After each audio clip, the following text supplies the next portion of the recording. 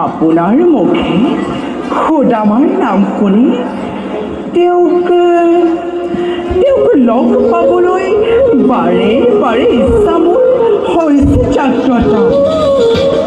নিশ্চয় প্ৰভু, তোমাৰ মনোবাঞ্ছা নিশ্চয় কৰিম পূৰণ। কিন্তু দেৱী, কিন্তু কি প্ৰভু? তাৰ